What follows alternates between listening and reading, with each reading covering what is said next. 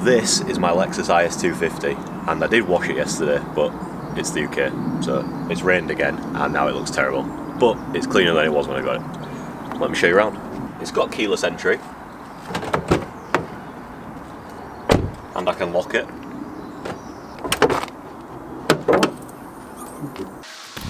It's got a naturally aspirated 2.5 litre V6 producing 205 brake horsepower, and all these clips are missing around here.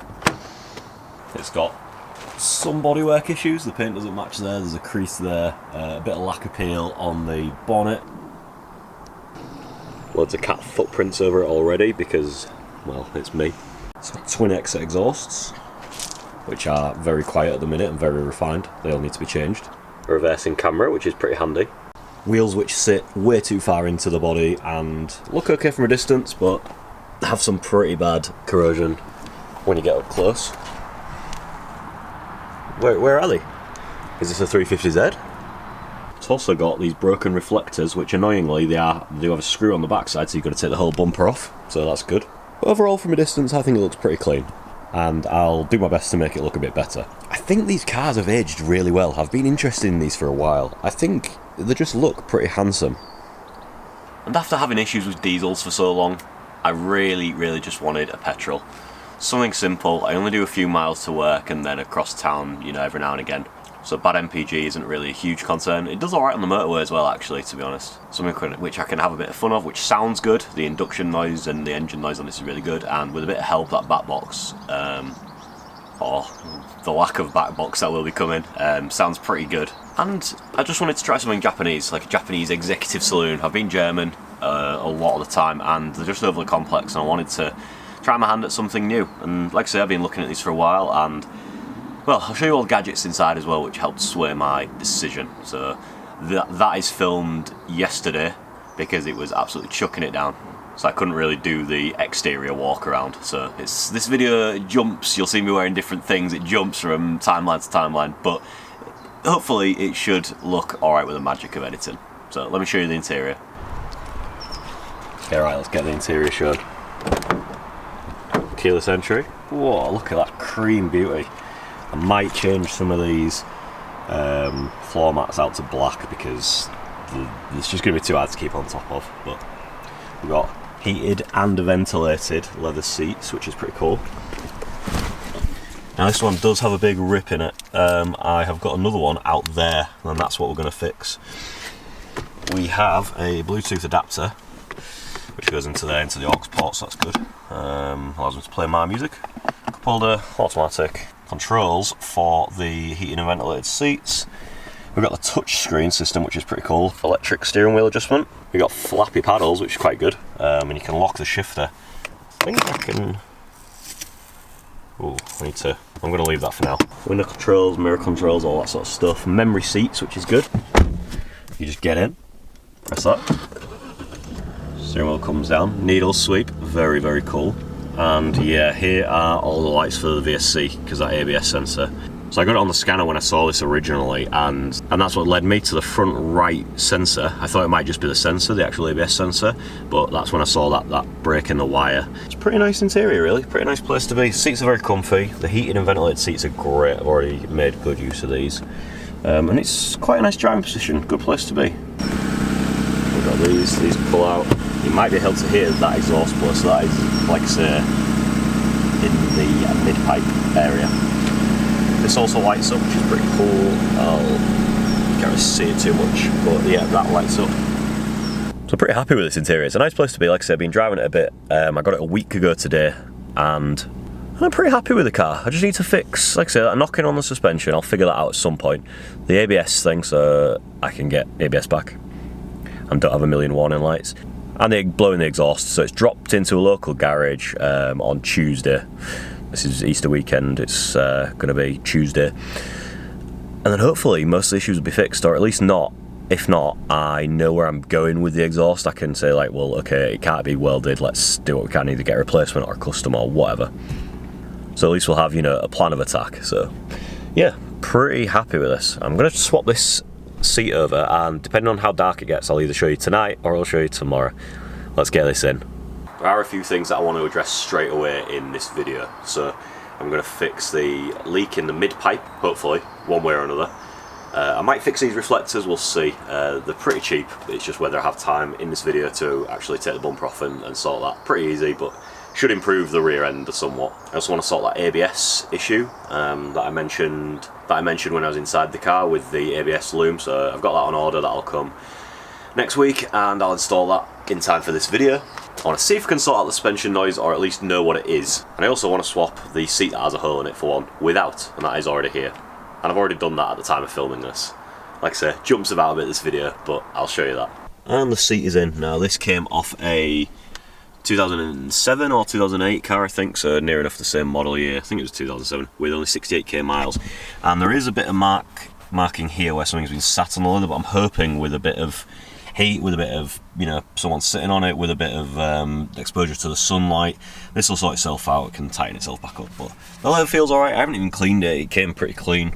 We'll clean the interior at some point because it is grafted after yeah, marks everywhere and mud after climbing around in between rain showers to install this. But pretty straightforward. The aircon for the unit is actually just a big blower underneath and some sort of trickery on the seat itself, so just unplugged a couple of connectors, took the seat out, put the new one in. Jobs are good, and tested it, it worked, went from hot to cold and back again, so that's good. There is a tiny nick there, but I mean, it's better than a gaping hole that it had in it, so yeah, happy days. We got that one sorted at least, so the interior is looking pretty sorted really. I mean, apart from the levels of dirt in here. Come on then, let's take that off. I need to clean it up and clean the residue off that. Well, it's absolutely hammering it down because England, but the exhaust is sorted. So let me cropping off half my head here. I need to sort out this zoom.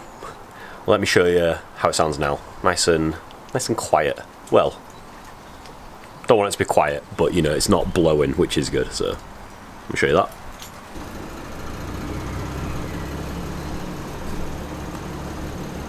No raspy blows.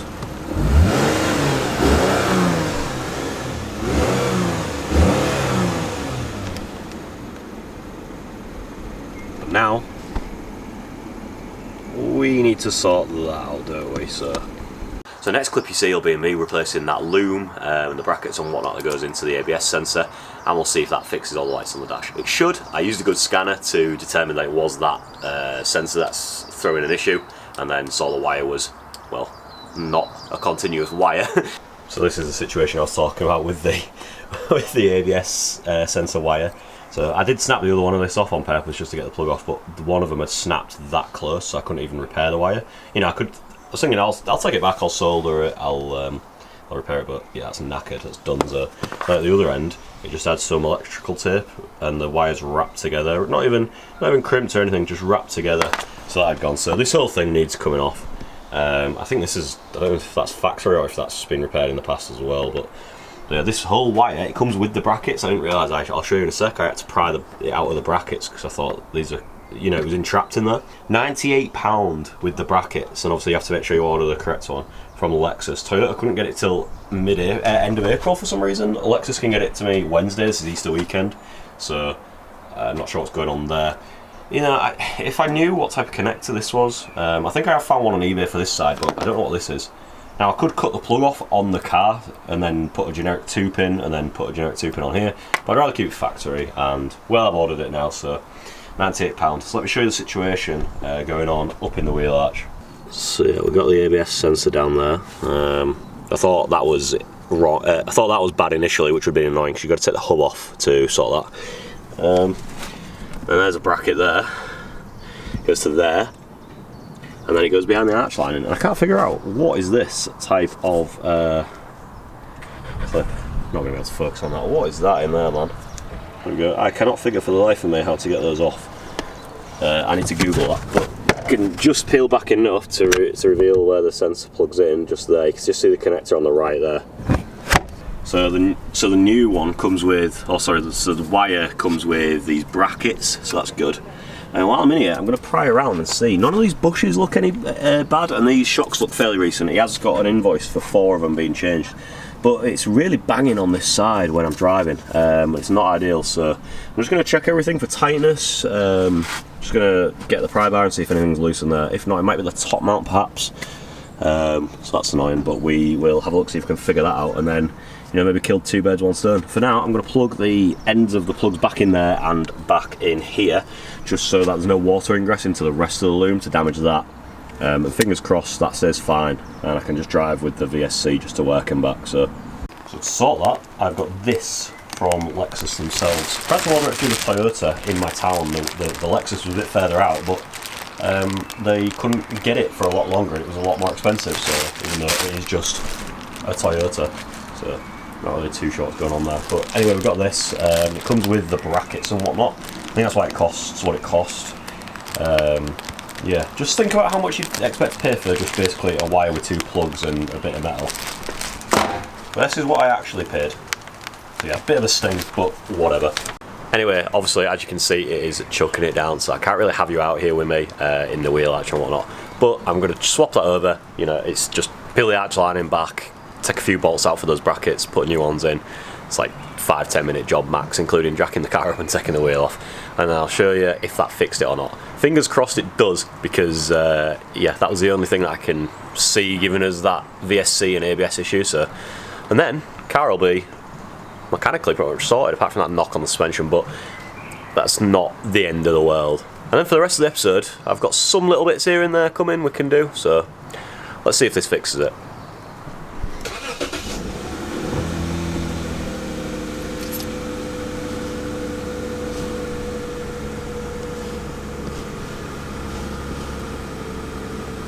Alright, well that was a nice easy fix. It was still raining while we did it, but yeah, I basically just put the loom on, put all the new brackets in, and plugged it in, and then I was trying to clear the codes and my code reader wouldn't read the car, and so I thought, oh whatever. My neighbour just said, just take it down the street and see if it recalibrates. And I was like, yeah, that makes sense, because it's, you know, they usually pick up a signal off like a reluctor ring or something.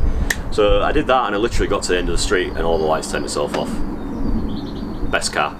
So yeah, absolutely fine now. I do need to get a code reader though, just in case for any future issues with this. That will read. I think it's finally time to upgrade to like quite a good code reader, but you know, they are a bit. So if you want to help out with that, subscribe and like the video, and you know, make sure you watch it so I can get some sweet juicy ad revenue. Maybe get me an Autel, let's see. So another thing for this video, we're kind of just doing bits here and there as bits are turning up, and obviously I'm finding out what's wrong with the car or what needs doing to the car or what I want to do to the car. Still new to it, I only got it a few weeks ago, but got some wiper blades. The ones that were on the car are pretty crap anyway, and now one side, like, it sounds like it's metal scratching, so I don't really know what's gone on there, but these are good. I started using these Heyner, H-E-Y-N-E-R, and like the Bosch Aeros, but the Bosch Aeros have absolutely fallen off in my opinion. They are just crap now, they don't last 5 minutes. And I had these on my CLK, and they're pretty good actually, so yeah, let's go and get these fitted. Oh, also, they're also only 20 quid for a set, or 22 quid. Bosch's are like 35 quid now or something for both, so yeah. Not on Bosch, not on sort yourself out.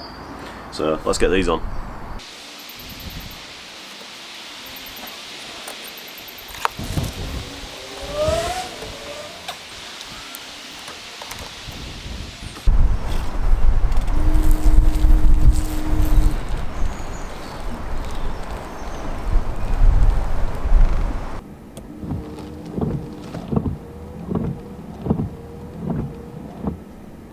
Nothing humbles you more than trying to install wiper blades.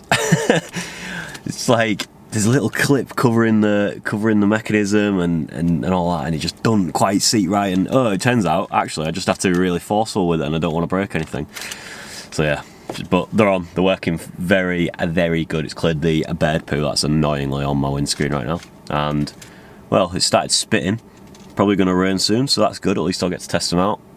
It was sunny when I came out, as you'll see in the previous footage that was shot about 5 minutes ago, so England. And the last thing we're waiting for in this video, like I say, I know it's been a bit bitty, it's been a bit here and there, but the last thing we're waiting for is some diff fluid to come, and I'm going to change the diff fluid. Reason being is, I don't think it's ever been done, I can't see it in the service history, and you are meant to do it every now and again, and with this being like a rear-wheel drive, kinda sporty, not really, but car. I want to change that diff fluid and just make sure that the rear diff just has longevity. It's just a bit of preventative maintenance. The fluid would cost me, you know, 20 quid for some really good Fuchs stuff that meets the requirements. So I'll buy a syringe, and when that is here, I'll do that. So you'll see that in the next clip. Quick break from scheduled programming to show you that I've just been to Halfords and got an LED bulb because side light bulb was doing my head in. Because that's before. Just don't match the LED main beams. I mean, that ain't quite a colour match, but it's a lot better in it than that. So, alright, onto the diff. Alright, well, that's the diff fluid draining out. The diff fluid? Gear oil? Diff fluid? Diff juice?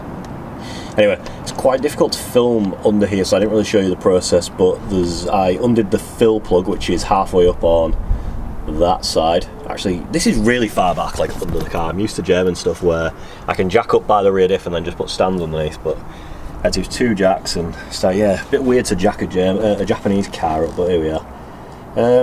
So yeah, undid the fill one first to make sure that I can get it off and put fluid in once I've emptied it. And it's really not that crusty under here. There's loads of surface rust, but nothing like heavy. Look at these bottom arms, like, bro, that is in such good condition. They haven't been changed, I don't think. I ain't got an invoice for them anyway, so... Anyway, so I'm just going to let that drain out, and I forgot to get crush washers, so I'm going to nip out in the trusty wife's car and get some crush washers. Now these are aluminium from factory, I think, crush washers, or metal, like not copper. I'm going to go get copper ones. I think it'll be fine.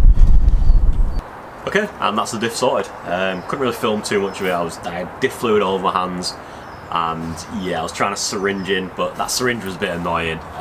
Really hard to get really thick gear oil in while my hands were slipping as well, and a bit of a weird route, and the pipe coming out of it wasn't really that flexible. Anyway, I'm moaning. I got it done. It wasn't the end of the world. You know, I've just got some diff oil soaked stuff in the shed that I needed to clear up, but it wasn't the end of the world. I've been for a drive since, and yeah, no weird noises or anything. Diff feels smooth. Not like it didn't feel smooth, but yeah, it was good to do it.